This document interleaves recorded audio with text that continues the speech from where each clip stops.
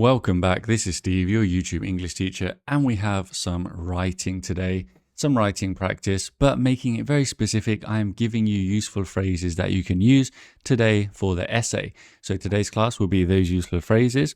Not just going to give you a list of phrases. I'm going to make you work for it, make you think about it by making them into use of English Part 4 questions. So you're really going to learn them. And then we're going to use these phrases to think about how we could plan an essay and how we can really integrate them effectively to show off our great level of English. So let's get into this. We're starting with an introduction phrase, a fairly typical introduction phrase. How do we complete this sentence? Using 6 words maximum, using the word highlighted, not changing it, use of English Part 4 rules like always. Pause the video, try and answer it. And of course, our phrase is, it's a passive phrase, isn't it? While it is often said that, because people often say it, it is often said that. And it's slightly more detached, distant, impersonal, which is why it works for an essay introduction. We can talk about random people, or we can just use the passive to say, it is said that, it is thought that, and so on. All the phrases I'm going to give you are about the very boring topic of the environment and reducing the impact of cars and so on, because that's a typical C1 topic. And I'm making them all on the same topic to show you how these phrases can be used for any topic. Like this, while it's often said that, could be used for, any topic that you might get on a B2 or C1 exam, not just cars. That's the point of these useful phrases. Let's get into another one. Which question is very important now? It's never been so relevant. Complete the sentence, pause the video, write your answer, 3 to 6 words. If it's never been so relevant, then more before.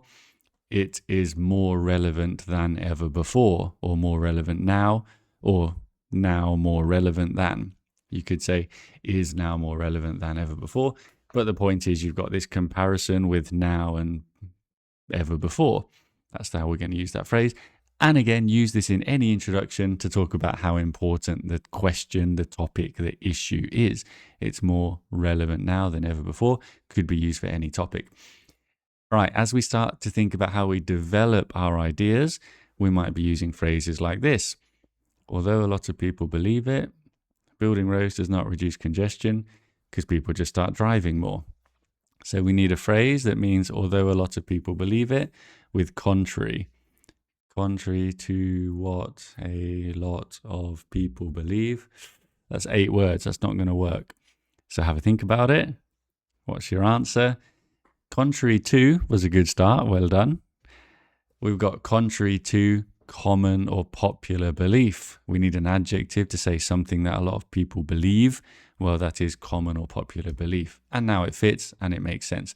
So contrary to common belief, contrary to popular belief, you can use that to introduce your ideas.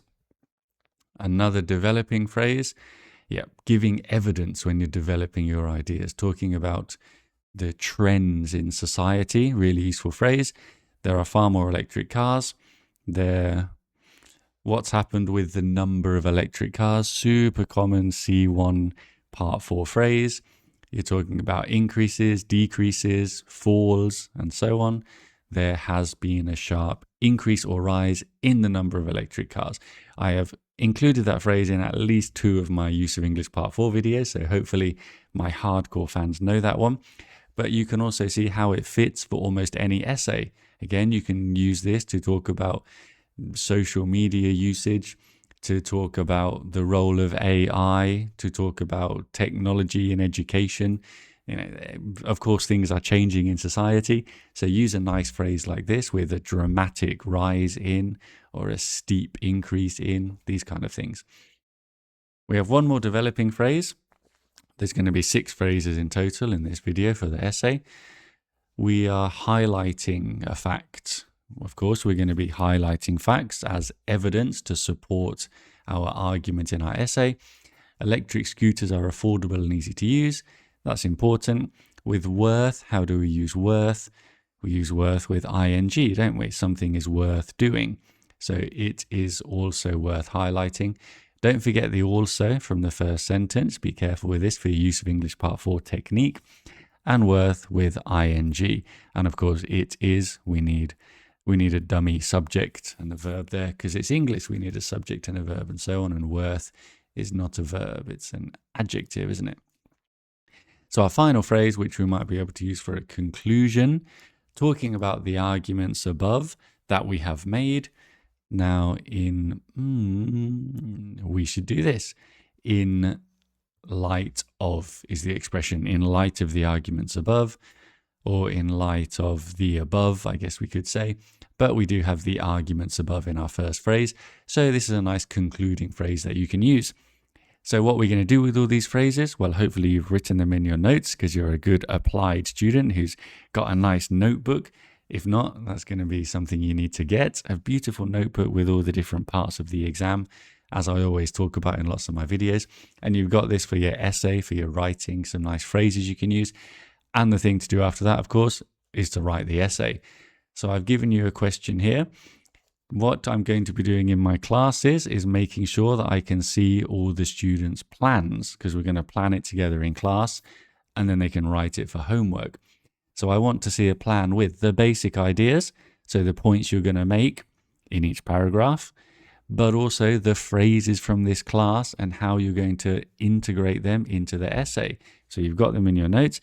How are you going to use them in an essay? In this case, about the advantages of social media. Isn't that an interesting essay? What's an interesting twist on this common topic? So it's focused on the advantages, and you will have an introduction, which might talk about, it is often said that social media has many disadvantages, but the advantages should also be taken into account, and so on. You're going to be developing your ideas and talking about the sharp increase in the use of social media to meet new people, to find new hobbies, to explore, And then in conclusion, in light of the arguments above, social media should never be banned for under 16s. And I'm just thinking about that because that was in the news recently in Australia, wasn't it? But the point is you are integrating these phrases into the essay, which then you can write at B2 or C1 level, depending on where you're at. These phrases work for both. Obviously, they're a bit more impressive if you can use them at B2 because they are quite high level phrases. But there we go. That's your content. That's your homework. Hope that was useful. Goodbye.